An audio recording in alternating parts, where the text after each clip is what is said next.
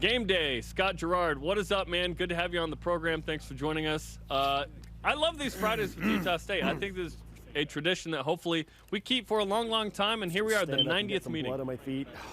My legs are freezing. I know you guys are in the Big 12. I know life is really good. I'm just glad that you still make some time for the little people like myself. So I appreciate it. I always love coming on the show, and now that you're rubbing elbows with the big boys, I'm glad you still made some time for me. It means a lot. Oh, my gosh. Get out of here. We won't be high and mighty for 2 more years. Let's talk about the matchup. BYU and Utah State. BYU is a 9.5-point favorite. Depends on where you look. Yet Utah State has performed really well. Kind of had a setback last week against Boise State, obviously. But what's different about this Utah State program? Because the Aggies certainly have the Cougars' attention tonight. Yeah, certainly more energy inside the program, and this is a case where the transfer portal really worked out for a team. I mean, they went heavy at quarterback, they went heavy at defense, and they've hit on a lot of these guys. Logan Bonner's going to be your starting quarterback, and he'll play the majority of the reps. He's been really, really good, and this offense has been really fun to watch. The thing that's been any kind of issues with this team has certainly been more in the regards of getting inside the red zone, and that's when things have stalled. And even in some of their wins, they've had some issues with that as well. So that's going to be a big storyline. But from the 20 to 20, this has been about as dynamic of an offense as anything you'll see in college football. Scott, maybe you just answered the question, but what's the biggest difference that new head coach Blake Anderson has made specifically to this Utah State team in such a quick turnaround? Well, there's a vibe and there's an energy that he brought that just was needed. And look, I know you guys have been around Gary Anderson, and I consider Gary a really good friend, but it just got to a point last year where it just didn't feel like the vibe and the excitement and the energy was where it needed to be. And I don't know for whatever reason that was. And then, of course, the situation late in the season, there was just kind of a negative black cloud, if you will, above the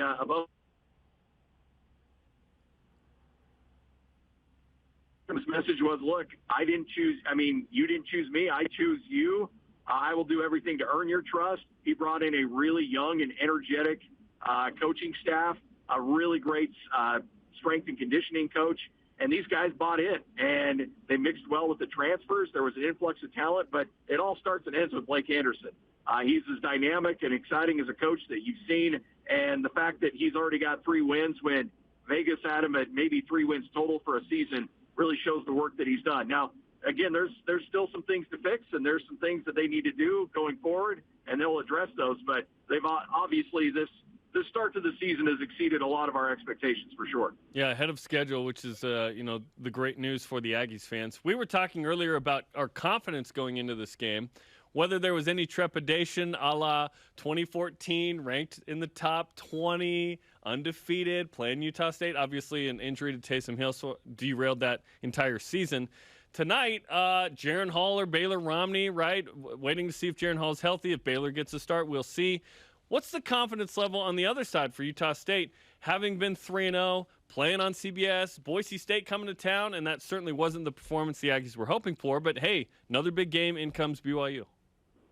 Well, and that was the disappointing thing, too, because, look, I've called enough Utah State, Boise State games to see where I'm like, okay, there's a different level of physicality, there's a different level of talent, and there's just a wide gap.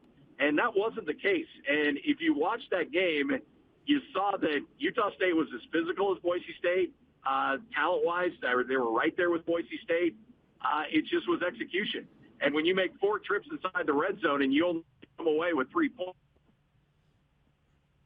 and so this team they're not down in terms of, we're not any good. They're down in terms of, we screwed it up. We had a great opportunity. We were on network TV for the first time ever, and they didn't play well. And they know it. They recognize it. And the vibe around the program is you have a chance to redeem yourself against a BYU team, which this coach has said unanimously that this is far and away the best team that they've played all season. And there's no doubt about that. Scott, both quarterbacks for Utah State played in that game against Boise State. Logan Bonner, Peasley. Do you expect more of the same tonight against BYU, or is it going to be one guy primarily? No, it'll be one guy primarily if Blake Anderson has his way. I talked to Blake about it earlier in the week, and he said he felt like the two quarterback thing has gone on a little bit too long, that it's keeping both of them from really developing any kind of rhythm. So Logan Bonner's going to be your guy primarily. Now, look, Andrew Peasley's a tremendous talent. He's not as accurate as Bonner is, but he brings an electricity with his feet. So there might be some sub packages with him, short yardage, goal line, some things to try to throw off BYU. I don't know. That's me just speculating because he's a really tremendous athlete. They want to use him in some way, shape, or form. But if coach is to be believed, and there's always some smoke screens, especially on BYU week, so take it with a grain of salt. But if coach holds true to his word, it's going to be primarily Logan Bonner in this game. To remind Blake, he's the head coach. If it goes his way, he's the head coach. He makes these decisions. Yes. He can make that call. It's all good.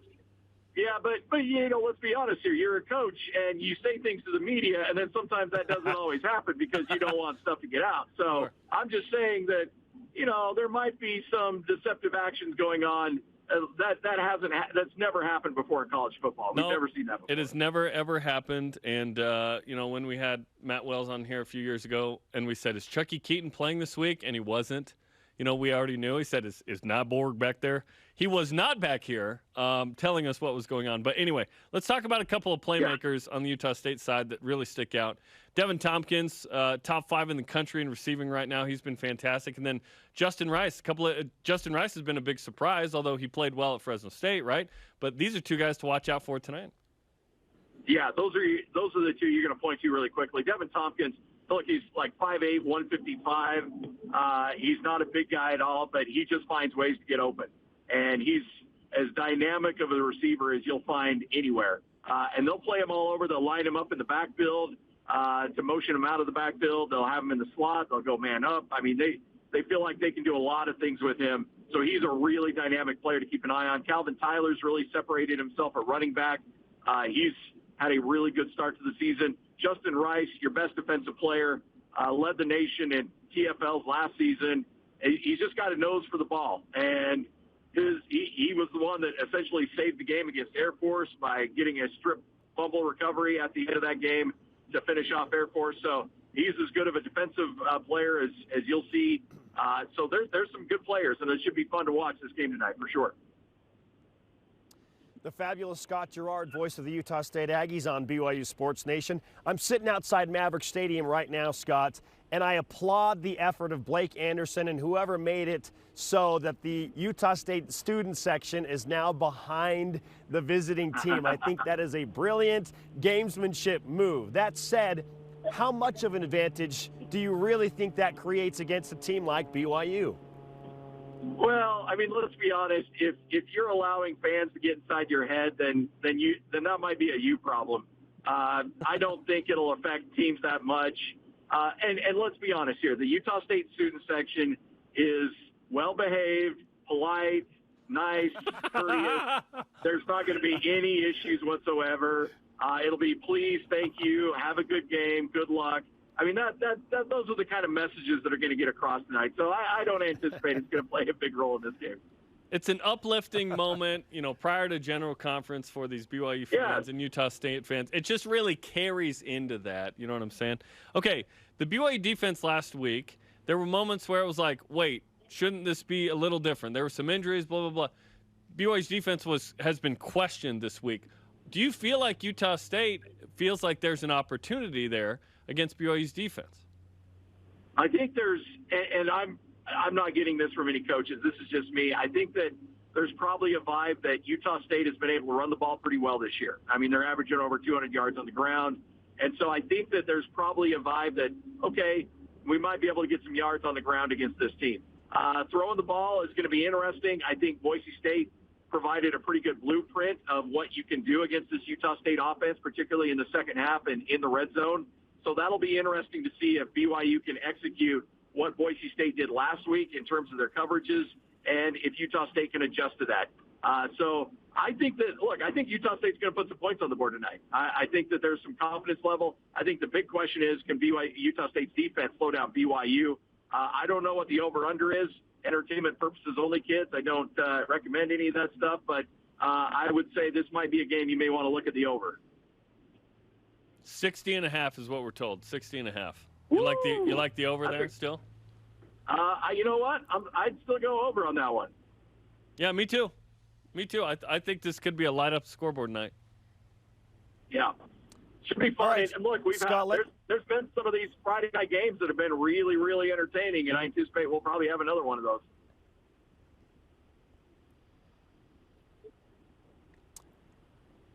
All right, Scott, let's talk about your co-host, Hans Olsen. He's a BYU legend, and you can tell him that we dubbed him that. What's this game and this day like for you, working side by side in rivalry format with Hans Olsen? Well,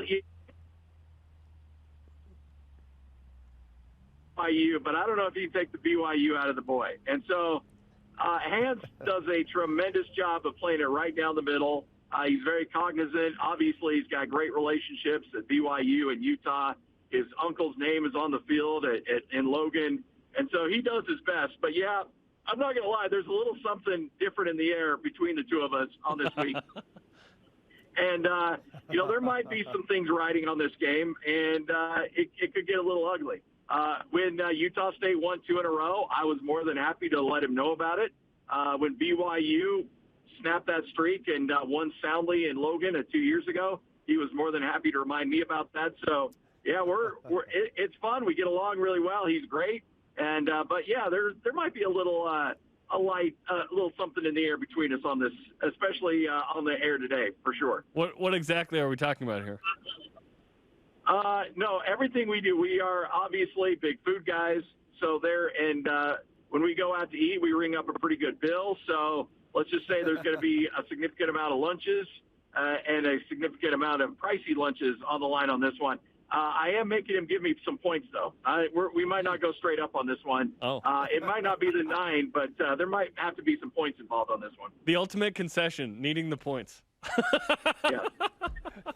Hey, look, you guys are 13th in the country. I mean, come on. That hasn't stopped Utah State before, bro. I know. You get flashbacks of 2014. I get it. No, there's a lot of scar tissue there. Scott, we appreciate the time, man. We look forward to seeing you in Logan tonight, and should be a fun one. You guys are the best. Appreciate it. Anytime. Happy to help out.